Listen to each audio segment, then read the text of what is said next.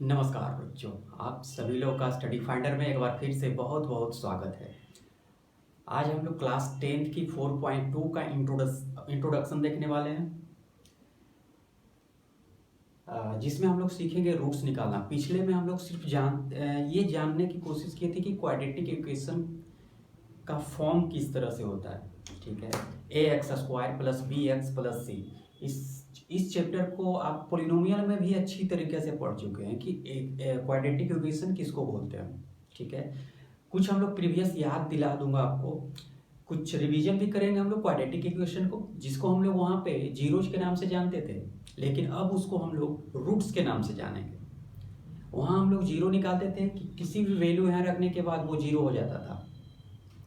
आज उसी चीज को हम लोग नाम को सिर्फ चेंज करेंगे और उसका नाम रूट्स हो जाता है। तो ये सब पूरी चर्चा करेंगे आज। 4.2 इंट्रोडक्शन होगा, कुछ क्वेश्चन भी देखेंगे 4.2 का एनसीईआरटी जो एग्जाम्पलर में होगा। तो स्टार्ट करने से पहले आपने अभी तक इस चैनल को सब्सक्राइब नहीं किया तो सबसे पहले इस चैनल को सब्सक्राइब कर लो और ज़्यादा से ज़्यादा बच्चों और दोस्तों के पास में शेयर करो ताकि सभी लोग का प्रिपरेशन अच्छी तरह से हो सके। और आपके लिए एक अलग से ऑब्जेक्टिव सेशन भी लाने वाला हूँ, जिसमें सिर्फ ऑब्जेक्टिव ही होगा।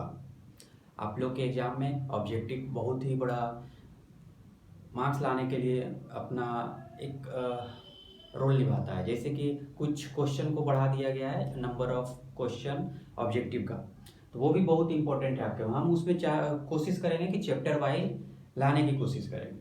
तो आइए स्टार्ट करते हैं आज का class. Solution by factorisation method, ये इसका कुछ पॉइंट्स लिख दिया हूँ कि किस तरह से उसको करते हैं। इसको देखने से पहले इधर थोड़ा सा याद करो आप प्रीवियस। हम लोग क्वाड्रेटिक पोलिनोमियल में पढ़ चुके हैं। पोलिनोमियल में हम लोग पढ़े थे कि ax² प्लस bx+c, इसको भी भूल जाओ, सिर्फ अभी यहाँ देखो ax² plus bx+c equal to 0। ये जो होता था इसी को हम लोग क्या बोलते थे, क्वाड्रेटिक पोलिनोमियल, है ना। क्वाड्रेटिक पोलिनोमियल का ये जनरल इक्वेशन, जनरल फॉर्म हो गया। क्वाड्रेटिक इक्वेशन में डिग्री 2 होना चाहिए, ये भी हम लोग जानते थे। देखो डिग्री 2 है। अब ये डिग्री 2 हो जाने के कारण क्वाड्रेटिक इक्वेशन हो गया। अब यही क्वाड्रेटिक इक्वेशन ही यहाँ पे सिर्फ यूज होगा। ध्यान रखना, क्वाड्रेटिक इक्वेशन का ही यहाँ पे हम लोग रूट्स निकालना सीखेंगे। अब यहाँ देखो, यहाँ पे इसको मिडिल टर्म्स बोलेंगे।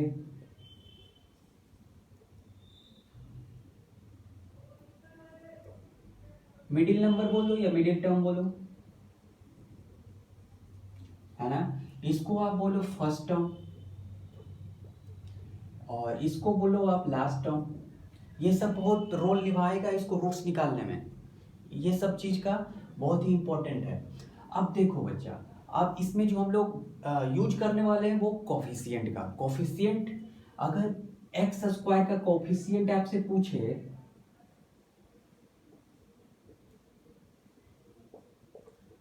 कोफिशिएंट ऑफ x² क्या हो जाएगा, a, है ना। इसी प्रकार से b, x का क्या होगा, b, और c कांस्टेंट है,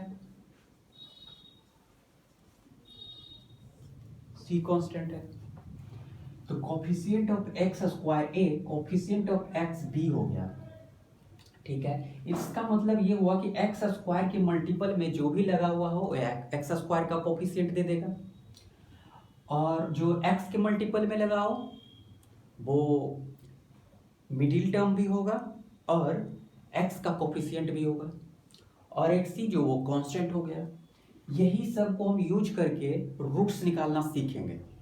वो अभी रूट्स और भी मेथड से निकलता है, आज जो सीखेंगे यानी 4.2 में जो आपको दिया हुआ है वो फैक्टराइजेशन मेथड से निकालने के लिए दिया है। इसका डिस्क्रिमिनेशन से निकालेंगे, डिस्क्रिमिनेशन निकालना सीखेंगे, अलग तरीके से रूट्स निकालना सीखेंगे। उसका एक फार्मूला भी होता है, वो नेक्स्ट चैप्टर में आगे देखेंगे। आज सिर्फ देखने वाले हैं फैक्टराइजेशन मेथड से रूट्स निकालने का। उससे पहले आपको इतना चीज पता होना चाहिए, और एक चीज पता होना चाहिए, इसको नोट करना है कर लो। मिटा देते रहा। चल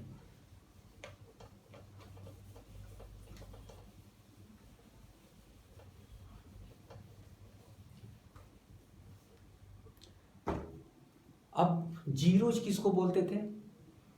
देखो मान लेते हैं कि यही क्वेश्चन को देख लो ना, 2x² plus 5x plus 2 equal to 0 है, ठीक है। इसमें बोला गया फाइंड रूट्स निकालिए, फाइंड रूट्स निकालिए। इसको हम लोग अभी पोलिनोमियल में क्या करके आए थे? अगर आपसे वहां पे जीरोज पूछता था तो क्या करते थे आप? इसको फैक्टराइज करते थे जीरोज निकालने के लिए। अब मान लो यहाँ पे x इक्वल टू 1 रखो, x इक्वल टू 1 रखते हैं, यानी वैसा जीरोज किसको बोलते थे? वैसा कोई वैल्यू जिस पे f(x), इसको मान लो यदि p ऑफ x का वैसा वैल्यू कि इस x रखने के बाद px में रखने के बाद जो वैल्यू हो वो 0 दे देता हो, उसको हम लोग जीरोज ऑफ पोलिनोमियल बोलते थे। अब यहाँ पे वो चेंज हो जाएगा, x का वैसा कोई वैल्यू जब यहाँ रखेंगे तो वो रूट्स के नाम से जाना जाएगा, ठीक है, रूट्स के नाम से जाना जाएगा। और यहाँ स्क्वायर है तो इसका 2 रूट्स निकलेगा, क्लियर। अब देखते हैं, मान लो कि x बराबर 1 रखो यहाँ, तो ये क्या दे दिया? 2 इंटू 1 का square plus 5 into 1 plus 2 equal to 0। ये हो गया 2 प्लस 5 प्लस 2 9 हो गया, यानी ये 0 के बराबर नहीं आया, ये 9 हो गया, है ना। तो ये क्या हो गया? रूट्स या जीरो इसको नहीं बोल सकते हो, ठीक है, क्योंकि वैसा x का वैल्यू जब इसमें रखने के बाद 0 आया ही नहीं। अब x की जगह आप -2 रखो, जब x की जगह -2 रखोगे आप तो p -2 इक्वल टू इसी इक्वेशन में रखो ना, तो 2 - 2 का square plus 5 - 2 plus 2 equal to 0। ये कितना बन गया? स्क्वायर 2 का स्क्वायर 4 इंटू 8, ये कितना बन गया? 10, और इधर हो गया 2। अब देखो ये दोनों को ऐड कर दो आप, 10 - 10 इक्वल टू 0, कैंसिल करो, तो यहाँ देखो क्या मिल गया? 0 आ गया ना। अब यहां से हम लोग ये कंफर्म हो गए हैं कि x बराबर -2 ये इस पोलिनोमियल का ये रूट्स है, और पोलिनोमियल में हम लोग जीरोज के नाम से जानते थे, है ना, जीरोज के नाम से जानते थे, क्लियर। पोलिनोमियल में हम लोग क्या पढ़े थे कि इसमें कोई भी वैल्यू रख देने के बाद अगर 0 आ जाता था तो उसको जीरोज पढ़ते थे, अगर वैल्यू आ जाता था उसको हम लोग वैल्यू ऑफ द पोलिनोमियल पढ़ते थे। ये पोलिनोमियल की बात हुई। अब यहाँ पर हम लोग क्वाड्रेटिक इक्वेशन में जीरोज का नाम नहीं देकर रूट्स का नाम देंगे, यही जीरोज रूट्स बन जाता है। आई होप आप लोग को समझ में आ रहा होगा। अब यहां तक क्लियर। अब आते हैं इस पर, मिडिल टर्म किसको बोलते हैं? एक फर्स्ट टर्म किसको हो गया, लास्ट टर्म किसको हो गया, बता चुके हैं।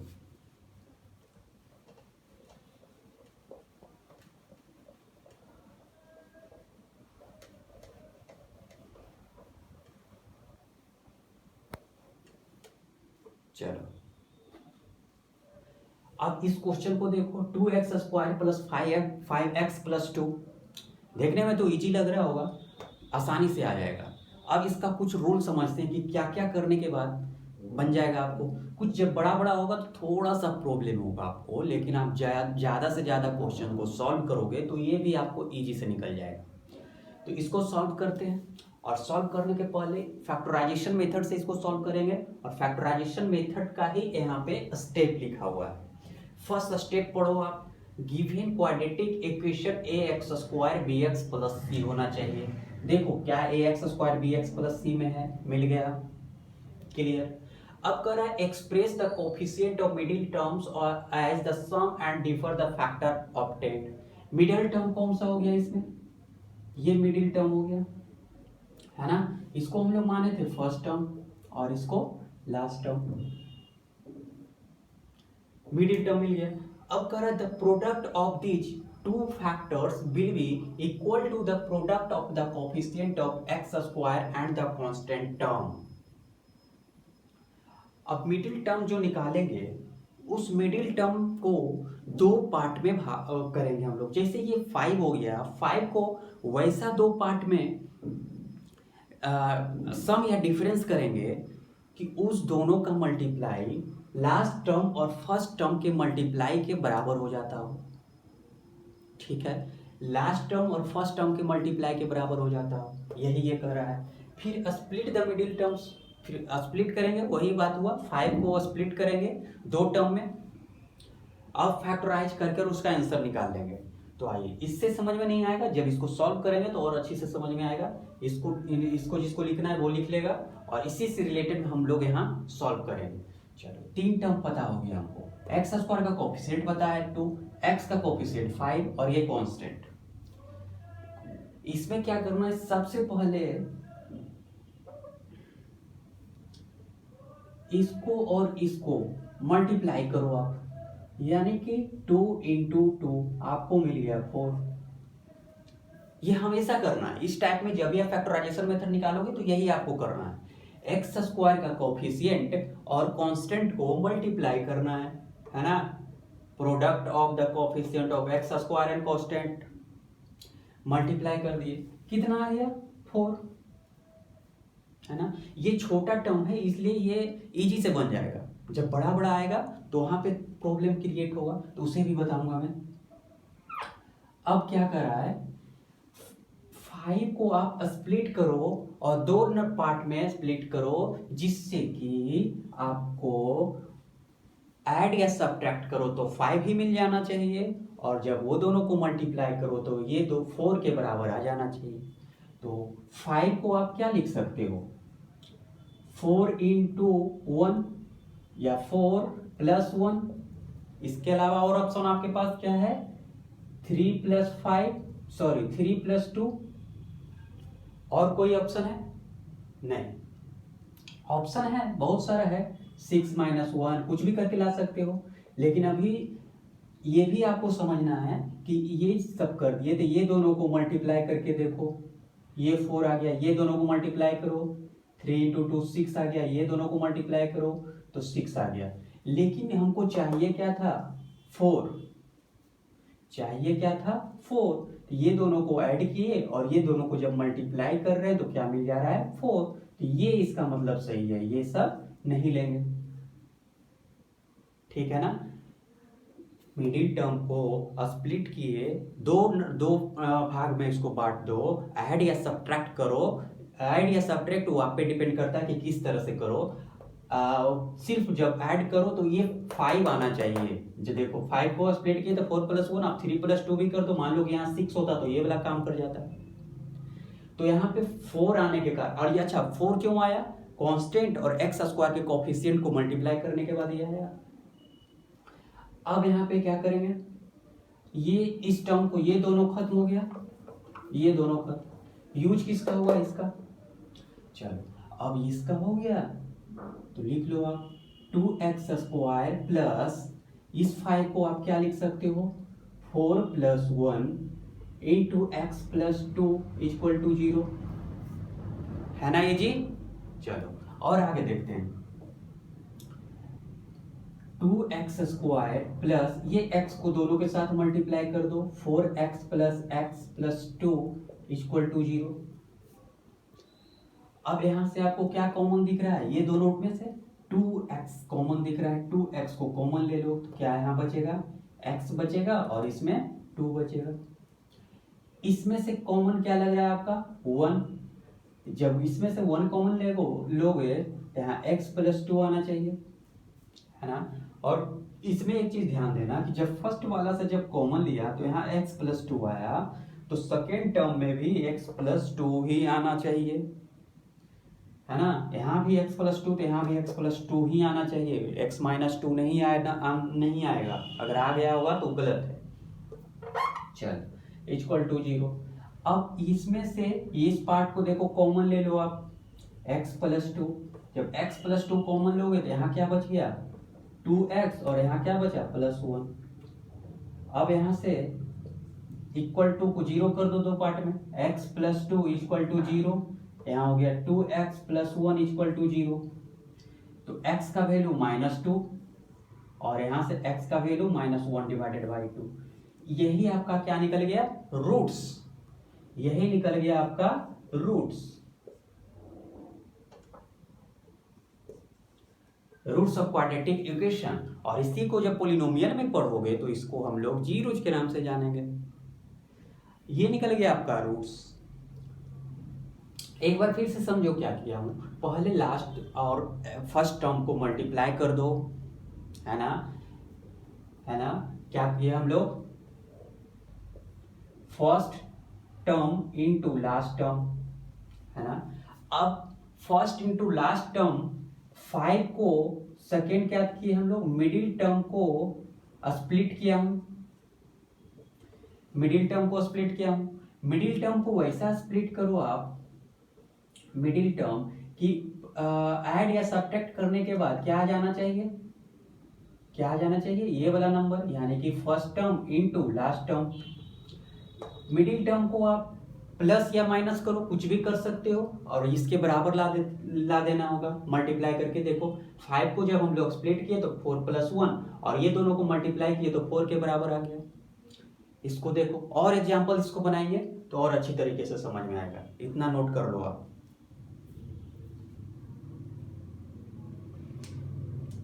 चलो नोट कर लो, इसलिए सब ले लो।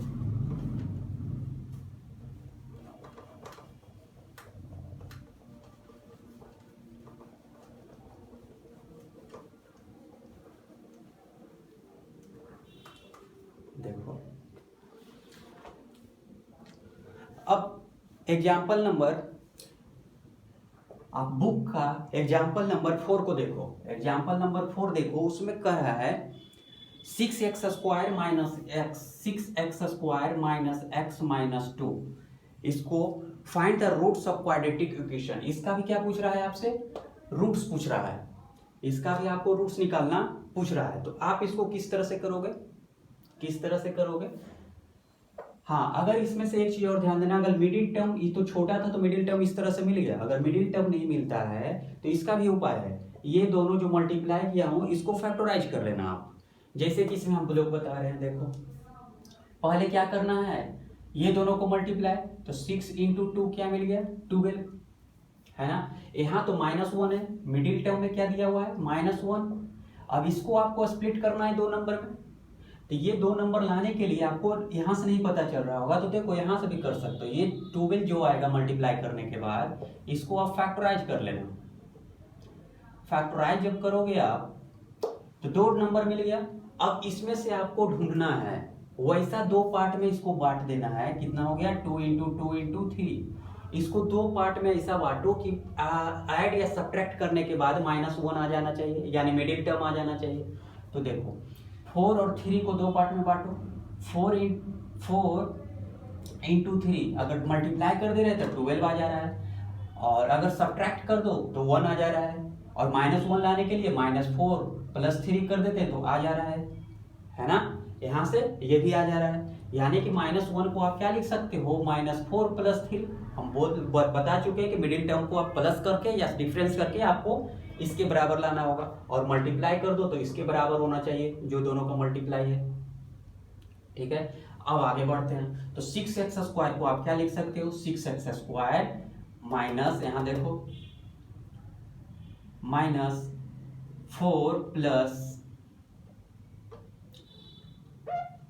मल्टीप्लाई कर दो, -4x + 3x - 2 = 0। लिख सकते हो ना इसको, -4x + 3x = -2। अब यहाँ से क्या कॉमन हो गया, 2x कॉमन ले लो, तो यहाँ बचेगा 3x - 2। यहाँ से 1 कॉमन ले लो तो बच गया 3x - 2। अब ये कॉमन ले लो, ये वाला पार्ट कॉमन ले लो आप, 3x - 2, तो क्या आ गया, 2x + 1। यही आपका आंसर हो गया। इसको 2 पार्ट में बांट लो, 3x - 2 x बराबर 2/3, इधर हो गया 2x प्लस 1 इक्वल टू 0, यानी x बराबर -1/2। अब इसी वैल्यू को आप जब इसमें रखोगे तो 0 प्राप्त हो जाएगा। आप चेक भी कर सकते हो, इस वैल्यू को इसमें रख दो, 0 आ जाना चाहिए। अगर 0 नहीं आ रहा है तो इसका मतलब आंसर गलत है। नोट कर लो इसको, नोट कर लो। ये एग्जांपल नंबर 4 है एनसीईआरटी बुक का।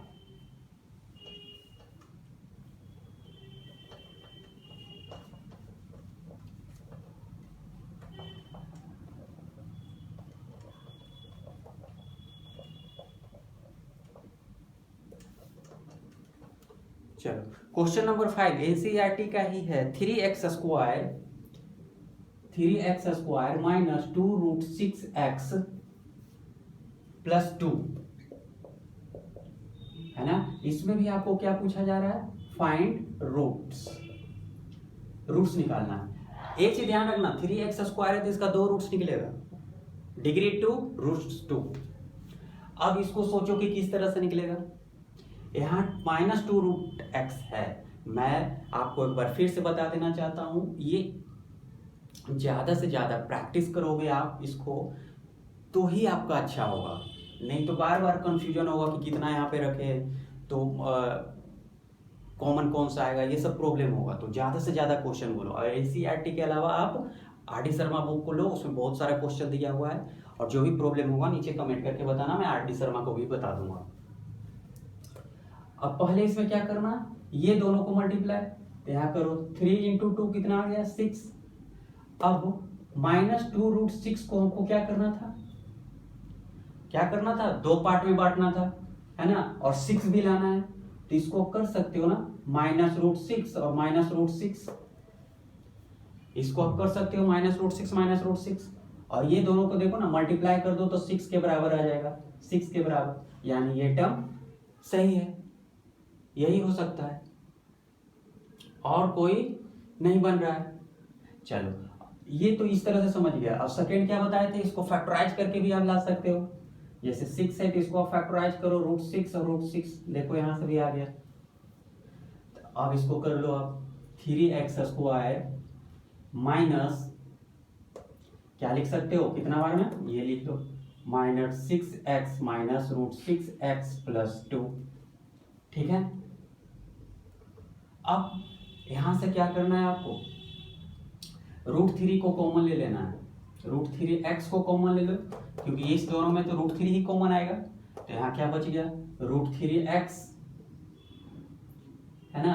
और इधर क्या बचा आपका, √3 जब कॉमन ले लिया तो इधर बच गया -√2। और इधर से भी आपको क्या करना है, -√2 को कॉमन ले लो ये दोनों में, क्योंकि हमको तो ये सेम नंबर यहाँ लाना है, और सेम नंबर लाने के लिए अगर √2 कॉमन लेंगे तब तो यहाँ √3 बचेगा ना, और √2 लेंगे तभी तो यहाँ √2 बचेगा। तो ये सब ध्यान आपको देना है। तो यहाँ क्या हो गया, √3, क्यों, क्योंकि 2 × 3 करेंगे तो 6 आ जा रहा है, और √2 और √2 करते हैं तक 2 आता है, यहाँ -√2। अब आपको √3x माइनस √2 को कॉमन लेना है, तो यहाँ बच गया आपका √3x माइनस √2, यही आ गया आपका, यानी x बराबर √2 / 3, और दोनों प्लस में आ गया, √2 देख लो आप, क्लियर। ये हो गया आपका 2 आंसर। इस वैल्यू को जब इसमें रखोगे आप तो 0 आ जाना चाहिए, एक हो गया। ये एग्जाम्पल नंबर 5 था, एग्जाम्पल नंबर 5। चलो एक क्वेश्चन और है, एग्जाम्पल नंबर 6।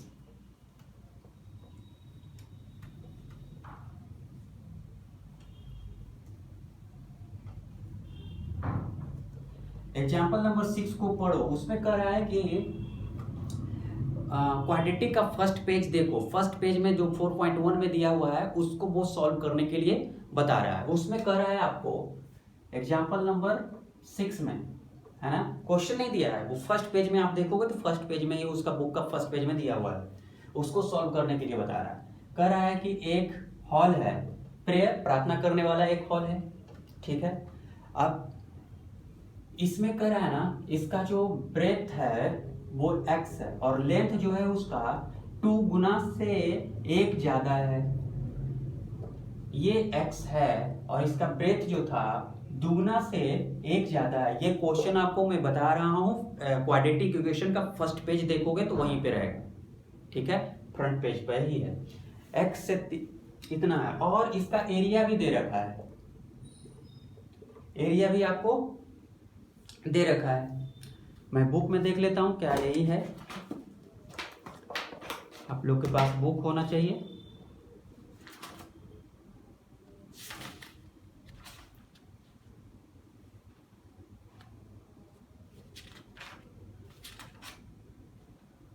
हाँ, फर्स्ट पेज में ही देखना, 4.1 के फर्स्ट पेज में ही देखो, वहीं पे दिया हुआ है ये चीज एक्स स्क्वायर। अच्छा, तो एरिया क्या इसका निकल जाता है, लेंथ इनटू ब्रेथ ना। अब देखो एरिया हमको पता है, लेंथ भी पता है और ब्रेथ भी पता है, यहां से कर दो आप, एरिया इक्वल टू लेंथ कितना, यहां से देखो x इंटू 2x प्लस 1 और एरिया कितना दिया हुआ है 300, तो 300 ये दोनों को मल्टीप्लाई करो तो मिल जाएगा आपका 2x स्क्वायर प्लस x, इसको इधर भेज दो, 2x square plus x minus 300 equal to 0 आ गया ना इस टर्म में, क्वाड्रेटिक के टर्म में। अब यहां से आपको लेंथ और ब्रेथ पूछ रहा है, इसमें पूछ रहा था फाइंड L एंड B, यानी लेंथ और ब्रेथ को पूछ रहा था, लंबाई और चौड़ाई कितना होगा ये पूछ रहा था, ठीक है ना। क्वाड्रेटिक इक्वेशन को अगर लाइफ में यूज करना है तो यही जगह यूज होता है, ध्यान रखना है। कहीं आप घर बना रहे हो तो एक लेंथ x1 है तो उससे पूछ रहा है कि अगला जो है दुगना से 1 ज्यादा है, तो उस समय निकालने में ये बहुत ही कारगर है, उसी के लिए ये क्वाड्रेटिक बना ही था।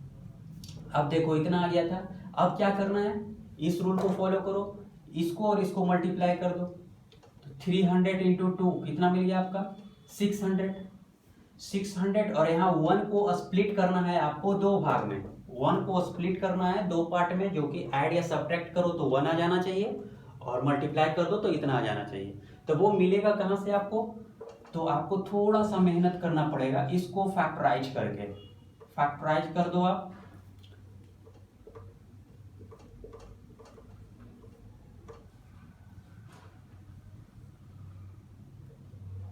यहां से, ठीक है।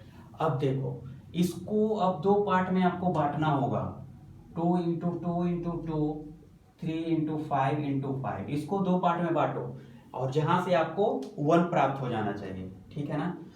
तो यहां से देखो आप इसको और इसको अलग करो, ये बन गया 24 और ये बन गया 25, है ना।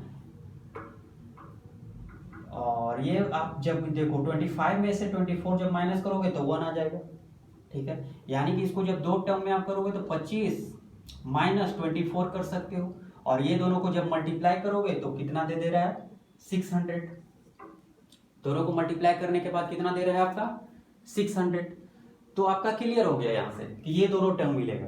अच्छा, हम इसको आसानी से निकाल दिए क्योंकि मेरा रिवीजन ज्यादा से ज्यादा है और आप इससे बहुत ज्यादा क्वेश्चन को सॉल्व करोगे तब आपको ये इजी से पकड़ा जाएगा। चलो अब ये दोनों को यहाँ रख दो, 2x स्क्वायर, x के जगह क्या रखोगे आप 25x माइनस 24x, है ना। ये कहां से निकाले, यहां से, ध्यान रखना, माइनस 300। अब यहां से क्या कॉमन आएगा, क्या कॉमन आएगा ये देख लो,